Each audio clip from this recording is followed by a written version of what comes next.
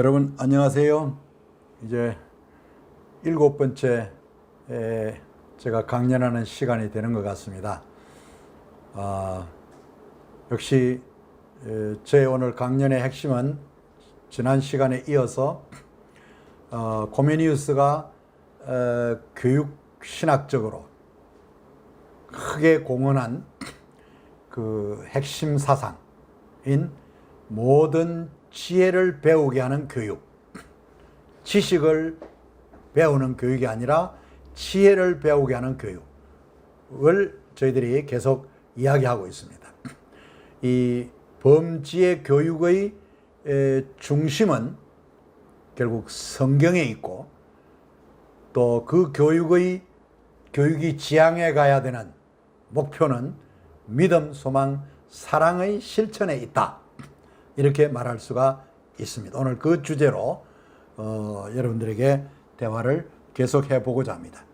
여러분, 지금 앞에 나와 있는 그림 하나가 있는데요. 이 그림은 코메니우스가 만든 대교수학이라는 책 첫 페이지에 실어 놓은 그림입니다. 이것은 바로 범교육의 중심이 어디에 놓여 있느냐 하는 것을 보여주는 거예요. 사실 이 그림 전체를 내가 다 못 가져왔는데요. 영상으로 그냥 이렇게 뽑다 보니까 실제로 이 그림 전체는 위에 하늘, 하나님 만드신 하늘, 별, 달, 태양 이런 것들이 다 있고요. 그 다음에 그 옆으로 보면 자연, 사물, 인간 세상, 일하는 농토, 가정생활 뭐 이런 게 있고, 그 앞에 코메니우스가 자신의 모습이에요. 책상 앞에 지구본이 놓여 있고 그 앞에서 연구하는 학자로서의 모습을 그려놓았습니다.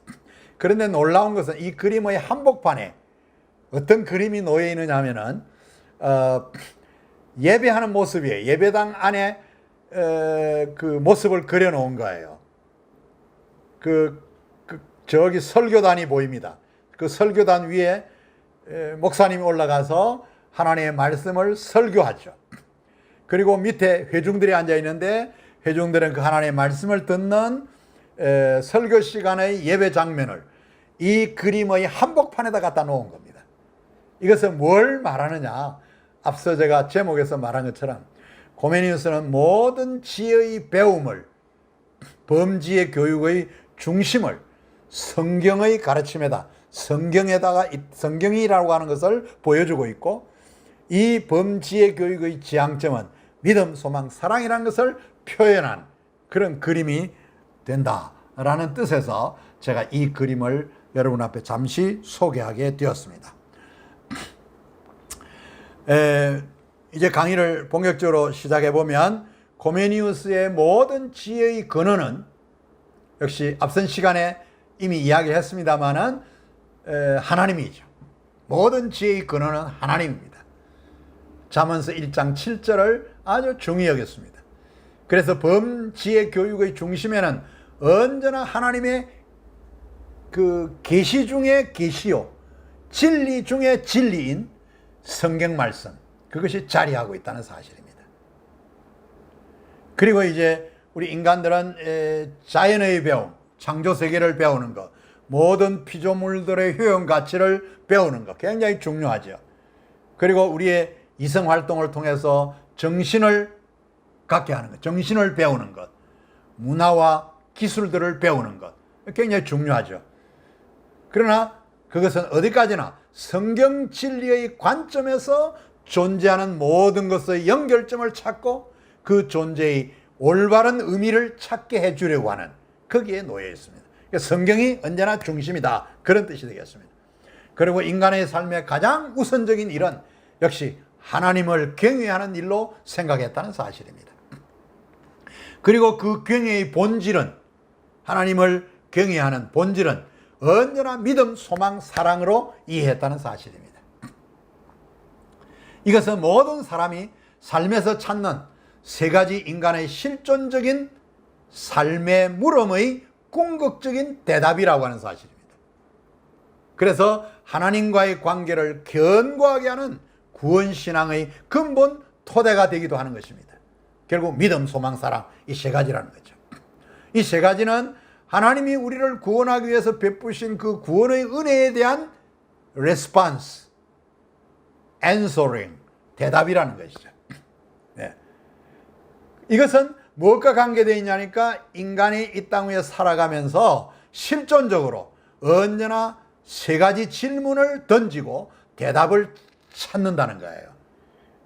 그 세 가지 질문이 뭐냐니까 첫 번째가 인간은 살면서 누구를 찾고 의지하며 살아야 하는지에 대한 질문이에요.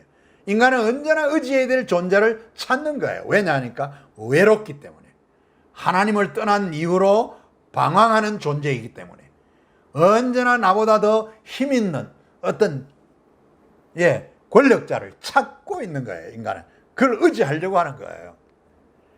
그러니까 누구를 의지해야 되느냐 하는 궁극적인 질문의 대답이 뭐냐? 믿음인데요. 그 믿음은 창조주 하나님, 우리를 구원하기 오신 그리스도의 하나님, 오늘도 성령으로 우리와 함께 하시는 성령 하나님을 찾으라는 거죠. 그를 믿으라는 거죠.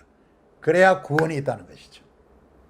두 번째 실존적으로 던지는 질문은요, 인간은 바라고 희망하는 존재예요. 그래서 인간은 현세와 미래의 삶에서 우리가 무엇을 기대하고 소망하며 바라야 하는지, 우리가 기다려야 되는 게 뭔지, 그걸 질문한다는 거예요. 그게 뭐냐니까 오늘도 그리스도를 통하여 약속하신 하나님의 언약, 그것이 우리의 현세와 미래의 삶에 바라고 희망해야 될 아주 유일한 것이라는 것이죠. 그게 바로 예수 그리스도예요. 생각하면. 그래서 세 번째는 뭐냐니까 인간은 어떤 일을 행함으로써 가장 보람된 인생을 살았다고 말할 수 있는지, 삶에 관한 거예요. 이와 같은 질문에 있어서 대답은 뭐냐니까 하나님은 위로 하나님을 사랑하고 옆으로 내 이웃을 내 몸처럼 사랑하라고 하는 이 대답이라는 거죠. 그래서 믿음, 소망, 사랑, 이 세 가지가 중요하다는 것을 보여주는 거예요. 이것이 우리 인간의 실존적으로 궁극적으로 던지는 질문과 연결되어 있다, 그런 뜻이 되겠습니다. 코메니우스는 이러한 세 가지 질문의 대답을 성경 66권이 정언하는 진리의 핵심과 관계되어 있는 것으로 이해하였습니다. 그는 이렇게 말합니다. 성경에 기록된 모든 말씀은 이 세 가지 중 어느 하나와 관계되지 않은 것이 하나도 없다. 그것은 유명한 대교수학 24장에 나오는 말이에요. 이 세 가지 중 성경 66권의 말씀은 어느 하나와 관계되지 않은 것이 하나도 없다. 믿음에 관계되어 있거나, 소망에 관계되어 있거나, 사랑에 관계되어 있는, 그게 성경 내용이라는 거예요. 성경을 배우는 목표도요, 그래서 이 믿음, 소망, 사랑은 정경 중에 정경이다. 카논 임 카논이란 말을 썼어요. 정경 중에 정경이다. 성경 중에 성경이다, 그 말이에요. 성경의 가장 핵심적인 주제는 믿음, 소망, 사랑이다, 그런 뜻이에요. 성경을 배우는 교육의 목표는 이 세 가지에 두라고 그는 권고해 주었습니다. 실제로 코메니우스는 성경 계시 전체를 세 가지로 구분하여 믿음, 소망, 사랑과 연결시키는 노력을 엄청 했습니다. 오늘 목회자들은 사실은 성경을 잘 해석하여 설교하고 있는 줄 압니다만은, 그러나 오늘 코메니우스가 생각하는 믿음, 소망, 사랑의 관점에서 성경 전체를 푸는 하나의 해석학적인 키다, 열쇠다, 그렇게 볼 수 있습니다. 그래서 그리스도를 통한 세 가지로 이야기하는데, 그리스도를 통한 구원의 계시, 그게 그리스도를 통해 나타난 십자가와 부활의 사건이죠. 그를 믿어야죠. 그래서 그리스도를 통한 우리를 구원하기 위한 구원의 계시에 대해서는 언제나 믿음으로 응답해야 되고, 하나님이 요구하시는 계명의 계시에는 언제나 사랑으로 응답하며, 그리스도를 통하여 현세와 미래에 약속한 언약의 계시에 대해서는 언제나 믿음으로 인내하며 기다리는 소망이 필요하다라는 뜻이 되겠습니다. 이것은 원래 형제연합교회가 믿었던 구원신앙의 근본 토대라고 말할 수가 있습니다. 역시 믿음, 소망, 사랑은 기독교 구원의 이론이기보다는 구원받은 자들의 삶의 실천적인 의미로 이해되어야 된다는 것이에요. 그래서 이론적인 기독인을 만들어내는 것이 아니라 신앙을 실천하는 믿음, 소망, 사랑 이 세 가지로 행동하는 기독인을 만들어야 할 것을 고메니우스는 강조했던 것입니다. 진리에 순종하는 신앙 실천을 그는 중히 여겼던 이 고메니우스는요, 만일 우리가 실제로 기독인을, 참된 기독인을 얻으려면 첫 순간부터 이론적인 기독인이 아니라 실천적인 기독인이 되게 해야 된다. 아주 중요한 말을 했어요. 실천하는 기독인. 말로만 떠드는 기독인이 아니라 말씀대로 행동하는 기독인. 그대로 살아가는 순종하는 신앙인. 그걸 요구하는 거예요. 종교는 무엇인가? 살아있는 실체이지 그림자의 모습은 아니다. 이런 유명한 말을 남겼습니다. 대교수학 24장에 나오는 말입니다.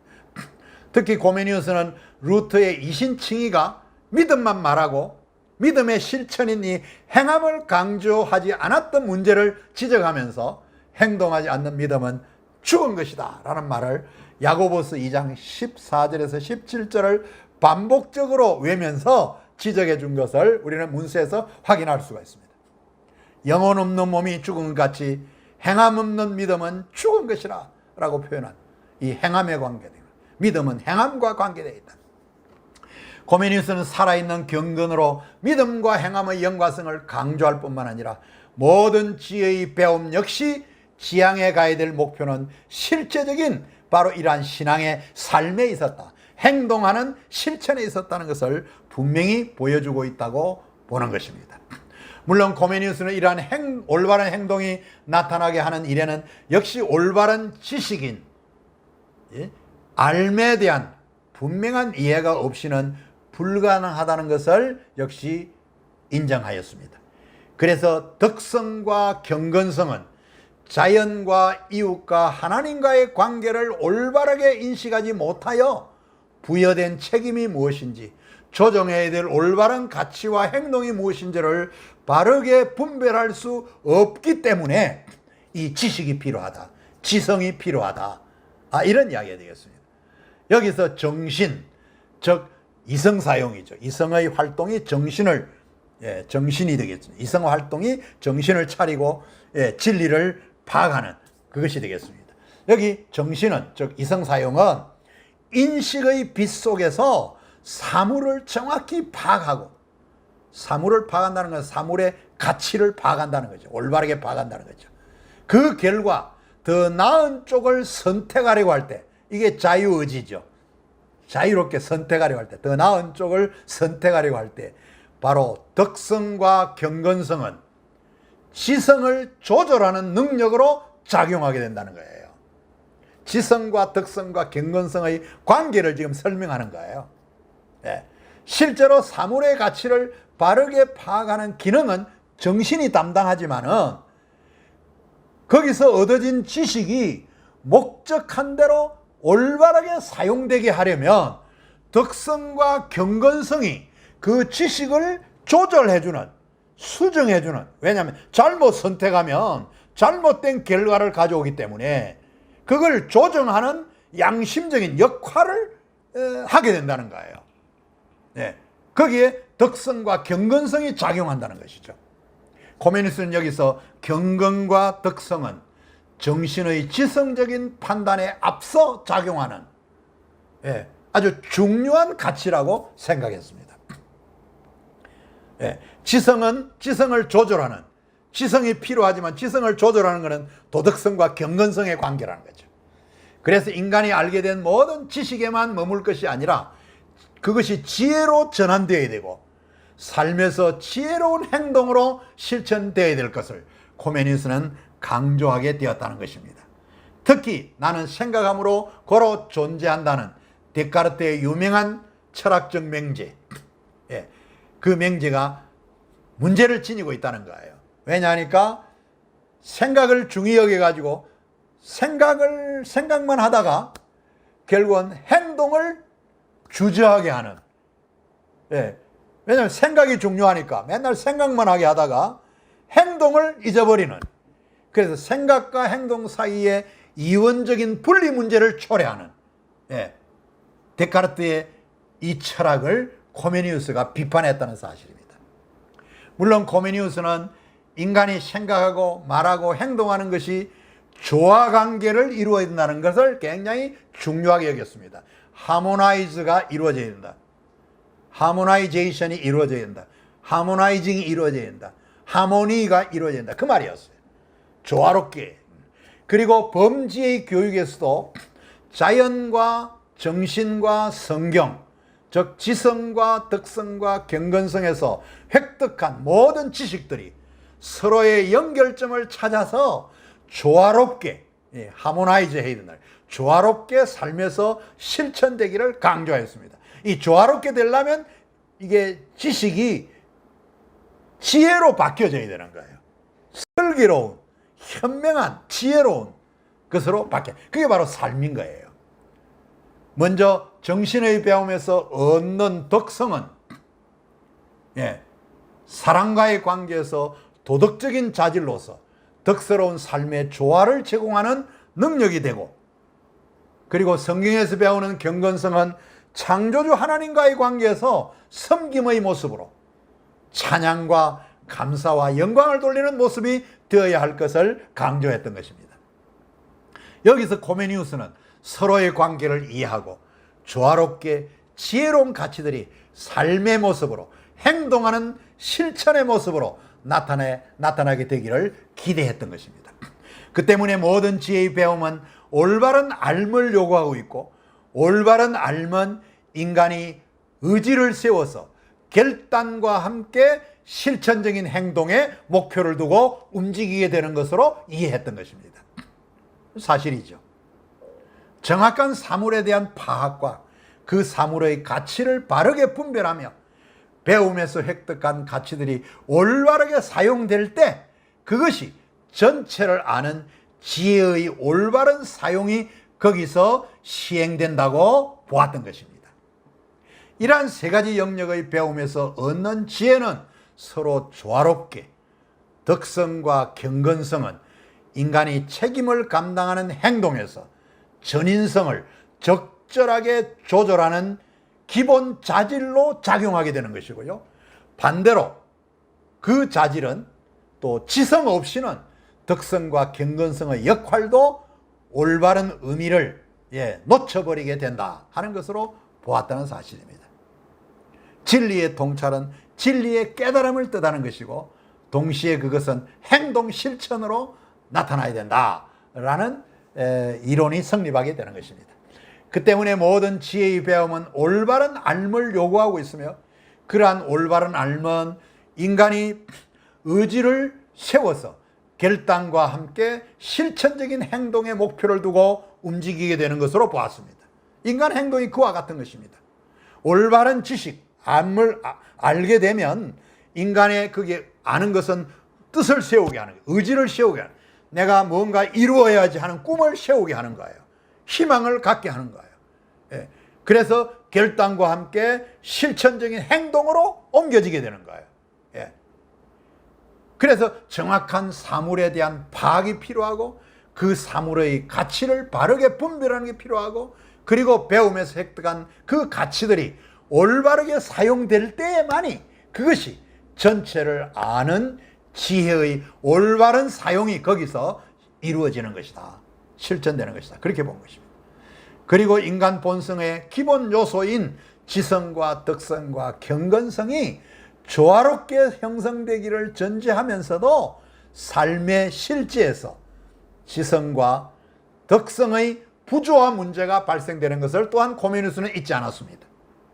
결국은 지성과 덕성과 경건성의 조화를 중요하게 생각하면서도 삶의 실제에서는 지성과 덕성의 부조화 문제가 발생된다 이거예요. 그것은 삶을 앞세워 지성만 강조하고 지식만 강조하고 덕성과 경건성이 미치는 영향을 무시해버릴 때에 행동하는 인간의 행동은, 실천하는 인간의 행동은 역시 문제가 된다. 그런 이야기예요. 이게 조화를 이루어야지.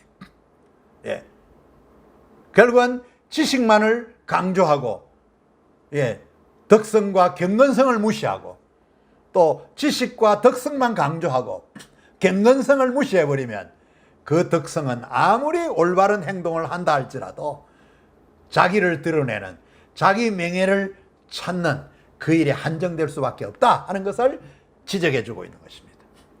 특별히 자연과학자들에게 주는 교훈인데요. 덕성과 경건성을 전제하지 않고 행하는 그들의 지식 추구, 그리고 거기서 얻어진 그 지식을 사용하는 행동, 이것은 자기 욕심에 이끌리거나 타인의 유혹으로 연구 가치들이 이기적으로 사용되는 문제가 발생될 수 있다는 사실을 지적해 준 것입니다.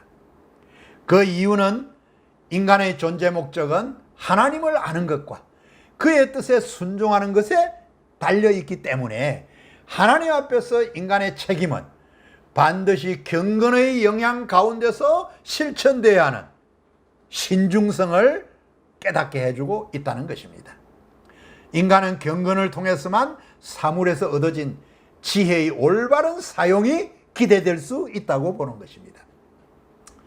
경건이 없이는 이 경건이 없이는 결국은 얻어진 가치를 얻어진 지혜는 지 마음대로 사용하는 거예요. 자기 욕심대로 사용하는 거예요.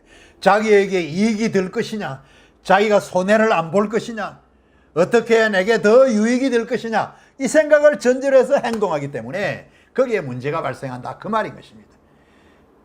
바로 그것은 하나님을 찬양하며 그를 영화롭게 하는 것이 결부되어 있기 때문에 획득한 가치의 올바른 사용에서만 사람들은 참된 기쁨과 영혼의 안식과 참 평화를 누릴 수 있게 된다고 보았던 것입니다. 여기서 모든 지혜를 배우는 이 코메니우스의 범지혜의 배움의 목표는 그 지혜의 올바른 사용에 있다는 것을 깨닫게 된다는 사실입니다. 그러므로 우리는 이 시대의 교사된 자들로서 코메니우스의 이 범지혜 교육의 의도를 바르게 이해하고 그것을 힘쓸 때만 배운 모든 것들이 자기중심적인 사고와 자유의지 남용의 욕망을 자극하는 이기성에서 벗어나서 하나님 중심의 가치를 더 책임있게 사회적으로 실천하는 참으로 지혜롭고 덕스러우며 경건하며 평화로운 삶의 모습을 거기서 경험하게 되리라고 확신하게 되는 것입니다.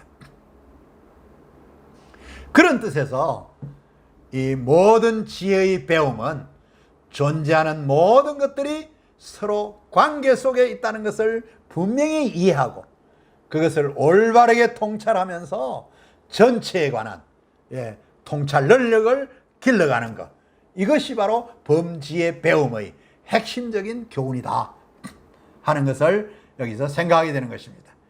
그것이 이제 앞서 이야기한 대로 자연을 배우고 창조세계의 모든 피조물을 배우고 인간의 이성활동을 통해서 문화와 정신을 익히고 또 기술을 익히고 이게 다 연관되어 있습니다. 그리고 성경의 배움을 통해서 참된 종교의 영역에서 모든 지혜들을 배워가지고 인간은 자신이 가진 본성의 세 가지 씨앗인 지성, 덕성, 경건성의 균형 잡힌 온전한 인간성, 인격이 형성되어야 하는 것이 여기서 요구된다는 사실인 것입니다. 그래서 온전한 인간성을 가진, 전인성을 가진 하나님의 형상으로 회복된 존재를 위한 교육은 바로 코메니우스가 제안하는 범지혜의 교육에 달렸다는 교훈을 우리는 여기서 얻게 된다는 말씀인 것입니다. 이제 계속해서 다음 세대를 위한 범지혜 교육의 중요성에 관해서 이것을 어떻게 다음 세대의 그 학교 교육에다가 적용해야 될 것인가 하는 주제를 잠시 다루도록 해보겠습니다. 여기서 중요한 것은 결국은 코메니우스는 이러한 그 인간의 이성적 사고 그리고 모든 피조물의 존재 목적과 효용 가치를 바르게 익혀서 목적된 대로 사용하는 올바른 지성을 제공하고 또 모든 정신적 가치를 올바르게 분별하며 이웃에게는 덕으로 또 성경의 배움은 하나님께 찬양과 감사로 영광을 돌리는 경건의 능력을 제공하게 되는데요. 이러한 교육은 성경적으로 인간의 신형상과 인간의 전인성 회복의 중요한 의미를 가진 하나님의 교육이요 인류 구원의 방법이라고 하는 것, 이것을 우리는 여기서 교훈을 받게 된다는 것입니다. 이러한 관점에서 볼 때에 바로 이 모든 지혜를 배우는 이 교육은 기본적으로 학교 교육을 통해서 다음 세대가 배우는 교육 사역이 되어야 한다는 사실인 것입니다.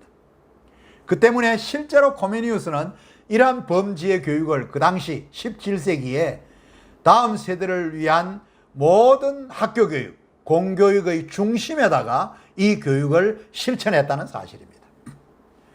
그의 유명한 보헤미아의 대교수학, 보헤미아의 교수학, 그리고 대교수학이라는 책은 바로 이러한 이러한 범지혜의 교육적 의도와 내용과 교육 방법을 잘 이렇게 밝혀놓은 소위 학교 교육에 참여하고 있는 교사교육 지침서가 되고 있다, 그렇게 말할 수가 있습니다. 오늘날도 우리는 이 책에서 범지혜 교육의 적용 방법에 관한 많은 지혜를 얻을 수 있을 것으로 생각하는 것입니다. 문제는 다음 세대가 이 창조 세계와 이성적 차원의 문화와 기술, 이 정신의 영역만을 배우고 종교의 영역을 배우지 않을 때에 큰 문제가 생긴다는 것입니다. 결국 인간의 전인성의 중요한 요소 가운데 하나가 결핍되어 버린다는 거죠. 즉 인격의 문제성이 거기서 드러나게 된다, 그렇게 볼 수가 있는 것입니다. 그것이 무엇인가 하니까 이 인간성의 중심에 자리 잡고 있는 이 영성에 관한 문제입니다. 즉 다른 말로 하면 영혼과 관계된 일, 이것이 문제라는 것입니다.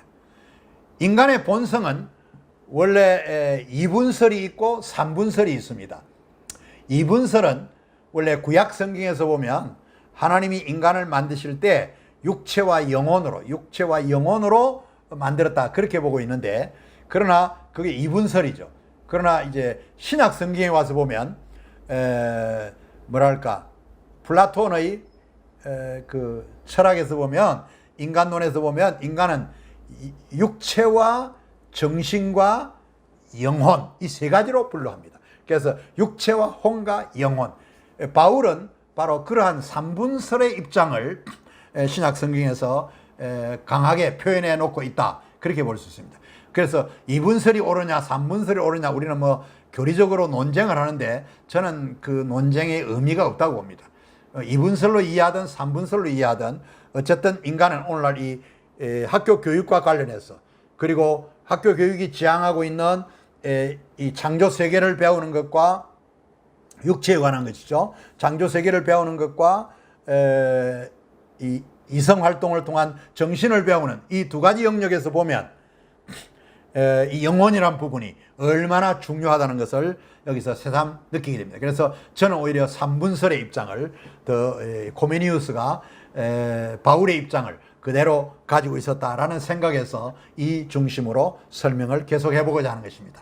현재 한국의 공교육은, 학교 교육 말이죠, 다음 세대에게 종교교육을 시행하지 않고 있는 것이 큰 문제라고 생각하는 것입니다.